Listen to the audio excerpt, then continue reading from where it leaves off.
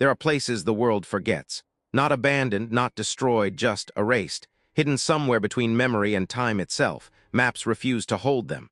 Roads bend away from them.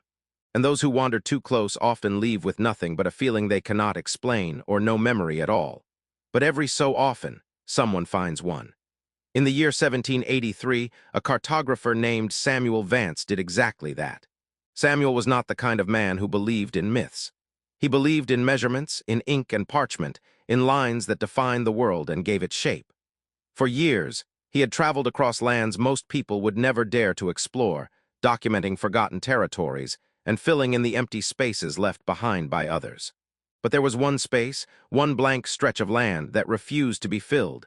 He had seen it on multiple maps, a gap, a quiet inconsistency, a region that seemed to shift slightly depending on who had drawn it, as though the land itself could not decide where it belonged. At first, he dismissed it as error, then coincidence, but over time, it began to bother him, because every mapmaker he spoke to gave the same answer. "I don't remember drawing that part." That was what drew Samuel in. Not curiosity alone, but the absence of explanation. After weeks of preparation, he set out toward the region.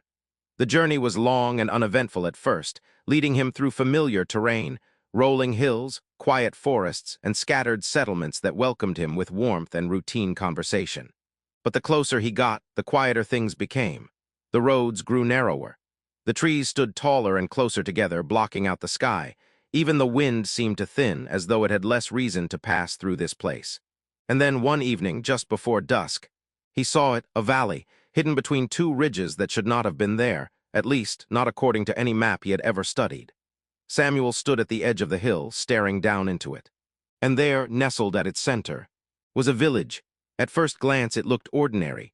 Small stone houses, narrow dirt paths, a modest church, and at the very center, a tall clock tower rising above everything else. But something about it felt wrong, not broken, not abandoned, just still. Samuel made his way down into the valley, his boots crunching softly against the ground. The air grew colder with each step, though the sky above still held the fading warmth of sunset. When he reached the village, he stopped. There were no people, not a single voice, not even the distant bark of a dog or the rustle of movement inside the homes. It was as though life had been paused. He approached the nearest house. The door stood slightly ajar. With a cautious push, it creaked open. Inside, the room was intact. A table stood in the center, set with plates and cups. A loaf of bread rested untouched. A chair was pulled back as if someone had just stood up from it moments ago. But there was no one there. And more unsettling still, the bread had not spoiled. The air had not changed. There was no dust, no decay. Samuel stepped back outside, his mind racing. "This isn't possible," he murmured. He moved through the village slowly, checking each building. Every one of them told the same story. A moment interrupted, a life frozen. At the center of the village stood the clock tower. Samuel approached it last. The large face of the clock stared down at him, its hands fixed in place, not broken, just unmoving. He checked his pocket watch. It ticked normally, steady.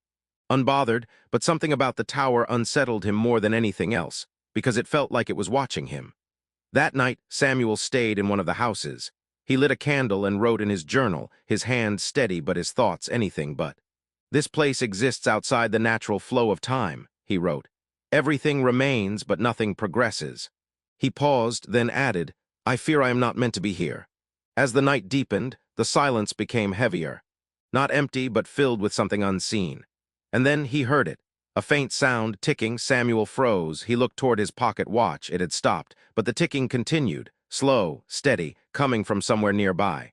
He stood, following the sound through the dimly lit room and into a narrow hallway. Each step felt heavier than the last, as though the air itself resisted his movement. The ticking grew louder, more precise, more alive. It led him to a small table near the back of the house. And there, resting quietly in the center, was a pocket watch, unlike his own. It gleamed faintly in the candlelight, its surface untouched by time. Samuel reached for it.